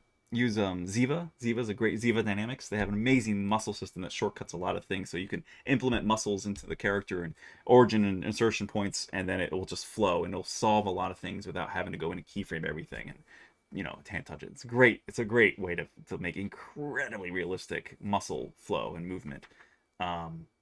Yeah, anyway, so I've gotten into the nitty gritty of all this stuff, and it's just like, man, that's why I'm passionate about this, and that's why I want to get this out there sooner than later. It's both a love letter to what they made and what I could bring to the table, and then also kind of a Hail Mary, kind of cold pitch, just to be like, hey, Sony, Sony Pictures, please let me let me be involved. Ideally, the dream is like, let me write and direct, which of course sounds so pretentious and presumptuous, I guess, but again, show don't tell. Like, I can say all this and it doesn't mean anything, but once I show you guys, hopefully once the world sees it, they'll say, all right, this person has something of quality to bring to the table, that they're not just some weird idiot fan, but someone who can intellectually design something that's emotionally powerful and intelligently done, and can make you a shit ton of money. That's really what they want, right? That's what the companies care about, is money. They don't care about creative integrity, artistic integrity, and the love of something. Often companies just care about what they make, right? They want the money. So let me make you a shit ton of money and make you a great piece of art as well that people will love for generations. And you want to make E.T. You don't want to make Mac and Me. that's the difference here of what we're talking about. I want to make the beloved E.T. version of The Last Guardian. What the current writer and producers are seemingly making, apparently, from the rumors are, it's Mac and Me. It's just a bastardization of something that should be really just loved and cared for and protected and just, accentuated and glorified. Not, hey, let's just change everything and throw some random characters and crap in here that nobody wants or asked for, and now we're going to try to sell it to the fans that will hate it. Like, just, oh God, it's such... Don't do that. Please, Sony, someone tell them to stop. Cease and desist. Anyway, I'll probably get that letter from them. They'll probably be like, you did great work. Do not share it. I don't know. Anyway. So yeah, you got to chase after what you want in life, though. No one's going to hand it to you. So that's the other thing I've learned, is you got to gotta fight for what you want. And we're at 4 o'clock, and I barely did any. That's sad. So hopefully this conversation was good for somebody. Hopefully this was enjoyable and inspiring for people. At least you got to see some cool different work. It wasn't just Cupid and Psyche again. Um, anyway, you were here for the Mufasa sculpture. Oh yeah, okay, that's right. Cool, awesome. Waiting for the trailer. Thank you. Thanks. Da, da, da, da. What else we got here? Sorry guys. For anyone who was like, I want more ZBrush. You know, we'll get, this was all made in ZBrush. We'll get more actual sculpting done next time, I swear. I'll try to stream some more on Twitch here in a little bit. My own Twitch channel, which is also at Daniel Lion Arts for anybody wondering. I'll just put that in the chat as well. Twitch at Daniel Lion Arts. I'll be streaming on there at some point too, so we can talk more and I can get more stuff done online if anyone wants to watch anymore or talk anymore. Probably not today though. I'll do it maybe later this week. Some studios already using Unreal for animation, instant rendering. Yeah, exactly. Thank you very much for the explanations and your time allotted for it. Sure. Thanks for the answer. Time for bed around here. Have a good stream, Daniel. Thanks, Pro. Take care, Pro 4210. You're probably long gone by now because I'm so late in all this chat. Did you make the whole process for your short movie later on? Did you make the whole process for your short movie later? I'm not sure what you mean by that, Jody. Did you make the whole process for your short movie? I'm not sure what you mean. Yeah, can you clarify? Awesome render, thank you, sir. 42. Beautiful shield, thank you. Awesome substance painter. No, I asked because your name is Spanish, but your English accent is so natural to be Spanish. I mean that because I'm Spanish. Oh, okay, gotcha. Yeah, because I was born here, that's why. My Spanish is terrible. I speak Spanglish. ¿Cómo está? No, I can do the accent okay, but it's because I heard my parents, you know, speaking Spanish all the time. But yeah, I understand a lot more than I speak, but I'm not totally fluent, which is terrible. But it's because I was born here.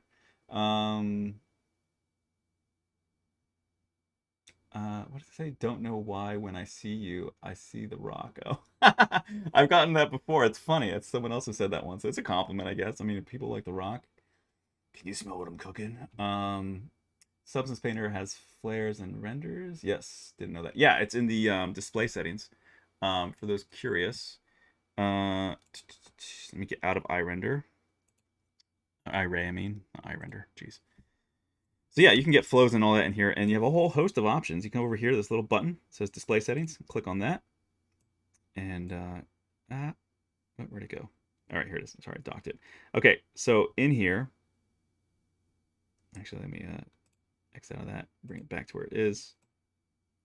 It just wants to dock. Okay, whatever. It's docked. Doesn't matter. Anyway, in Display Settings, which normally is up here, you can, if I can drag this. Oh, come on. Let me just separate the menu. God. Because I want to expand it. And there we go. Okay. So in your display settings, that's over there. You want to come into here and you want to scroll down. You've got all these different options.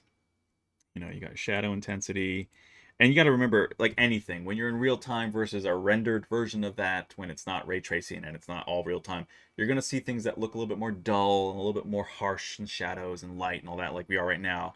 Where I put the shadow down, it looks a little bit better here, but then when I render it, or an iRay, it looks too soft. So you want to crank up the shadows probably if you want them to look a little more naturalistic, realistic, and then that means, though, that it'll look a little crappier in this real-time viewport, but when it's rendering, it'll look beautiful. So come down here, camera settings, and then you will come here to activate post effects. And then under that, you've got glare. And here, you've got all your options. Turn that off. No lens flare. Boo. We like lens flare. J.J. Abrams the shit out of this thing.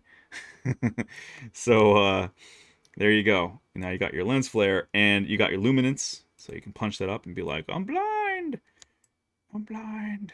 Where is it? No, we got to do it the other way. Like, hold shift, right click, rotate, kablam. Lens flare, Rama. So you got your luminance. You turn that down. You get very soft, subtle lens flares. Or you can go up high, and it's like, yeah, you've seen the face of God. Nothing. You're blind. Threshold, right? So you can tone that down, crank that sucker, which can be nice too. Or you can let that thing just blow up. So you've got a lot of nice refined controls in here for your lighting. And then your, what is this? The, what's this? Remap factor, yeah. So that's just kind of like another uh, strength slider essentially for your light. But there's more. You got shape here at the bottom. So let's say you're looking at that and you think, yeah, that's nice, but it'd be nice if the solar flare looked a little, lens flare looked a little different. So you come here and like, hey, look at that. We got bloom. You've got standard, sparkle. What else? I'm trying to get position here a little bit better.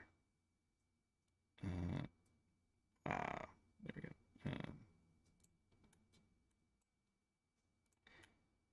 We got sparkle. What do you got? Standard. You got your cheap lens. So then you see you got a little bit more chromatic aberration kind of coming out here, a little bit the chroma loops, chroma hoops kind of stuff. And this looks a little different too when you do the final render, but you can't edit all your lens flares, I don't believe, when you're in the iRay. What else? And then after image. I won't go through all of them, but you got like your this one's kind of cool. It's kind of 70s like camera lenses, like stuff you'd see like music videos from like the 70s in London. That's what I was thinking when I see this stuff. It's kind of cool. A little annoying depending on where you set it up and how you orient stuff. Woo! See, that's just too much. You got some other star kind of filters, spectral. So you got a whole bunch of different options here anyway. That's all I'm trying to say is you got some really beautiful options to mess with how the light will reflect and refract into your virtual lens.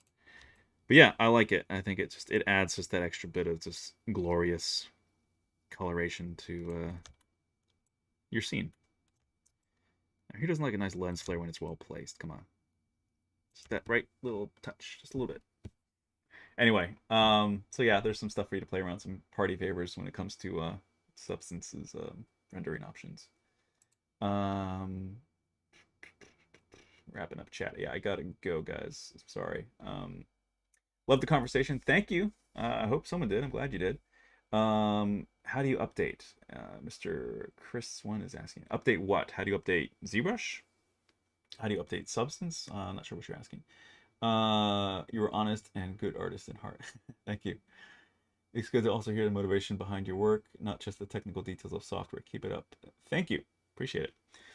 Yeah, I mean, that's the thing. I'm always kind of like, I'm frustrated in speaking about what I'm saying because I know in the back of everyone's head, I know what they're thinking because I think that way too. I'm a lot like a lot of the other fans out there, and of anything, meaning that I'm even critical of a lot of people who've worked in so like, all right, sorry to the guys who worked on Skyline, but I know like the writer and director was also like a visual effects artist or something somewhere, and I mean Skyline's writing and story, it's just so bad, man. It's not great. It's not great. I'm sorry. It's just a fact. Skyline it's a cheap thrill kind of like rush to looks great. Visual effects are great. Whatever. But then the way they end it, and there's sort of like a part 2 where they just ended it right when it was starting to become a little more interesting, but still weird. And it's just, I mean, yeah, they got the effects are great, but then the writing, the dialogue, just so much of it's just schlocky. It just feels like a that bin rate, like knockoff, you know, film, a version of some other film. It's just bad. It's what I'm saying is not to be mean to them. It's just a lot of people who work in visual effects or who work in some aspect of Hollywood think that they feel somehow compelled or allured by they're drawn by the allure of becoming, I'm a writer and director. Look at me. They want some of that prestige. They want some of that freaking, arrogant. They want that clout. They're just power hungry. Or they just want that. They just want something else. They don't want to create. They don't have like a passionate love to say, I want to create an amazing, moving, powerful story that will last for generations, that will touch people and that they'll share with their kids and will teach these children and young people and people of all ages will, the story is imbued with some really good values, some really good ideas, some good morals, some good concepts. It may be violent, it may be terrifying, it may be jarring, but it's still, you walk away with something that you're thinking about, you're feeling, it resonates with many people. It's sort of a universal kind of positive message that and yet it's still thrilling and it's exciting. You have an adventure. You have, you think things might end one way and then there's a twist. You want great storytelling. That's what we want. That's what everybody really wants, even though they don't know how to describe it. But that comes from somewhere else. That's not just a technically acquired piece of knowledge, right? That's something that's in the heart, that comes from the soul of somebody. That's not just a manufactured product. That's the problem, that all these companies that create, they churn out these generic pieces of crap films that have all these predictable beats, and they're reading Save the Cat, and then they're following all the beats, or they're like, oh, let's look at Joseph Campbell and let's follow all the hero's journey. Like, those are all great landmarks and road marks for sure, but if you follow everything to the point where it's like, it's so, I mean, you can still be predictable and still be great, but you have to do it with heart. You have to do it well. And if you can, like a magician, if you can properly, mislead the audience to think something is going to happen one way, and then you gut punch them with something even better or unexpected. If you can still pull that off, it feels like it's harder and harder to do, because A, audiences are a bit more savvy in general, even though they accept garbage, and B, the other side of it is that people still want some predictability, right? That's why we like music, right? Popular music has the chorus and the verse, and you have different elements to it that resonate with people because there's a certain level of predictability and familiarity within music. That's the way the music is structured. That's why music has certain structure, and that's why there's certain repeats, within a piece of music. But that's that certain level of balance between novelty, something new, and familiarity, right? Comfort. There's a new and yet comfortable. That right balance is what really makes something mentally appealing, tastes good, right? It's like, if you an analogous of eating food, it's that right blending of those elements that really creates like a powerhouse of something, right? So there's understanding the technical side of how this all works, and then there's understanding just how to communicate it from the heart, from the soul, and that's where I feel that I've gotten that area in my motivation and in my perspective.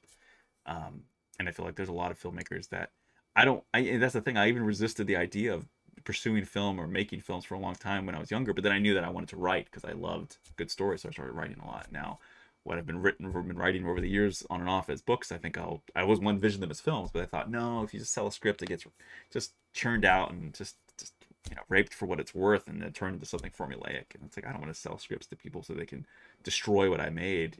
I'd rather have more creative control and ownership and guidance of what I want to make, because I know that I can do it well.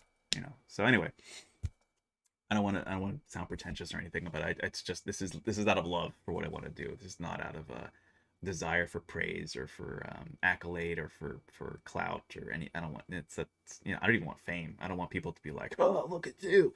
I don't want that. I just want to create stuff that's spectacular and that's wonderful and that people love. Especially because it's like anything. It's like, if you want something done right, you got to do it yourself, because apparently so many people just suck at it.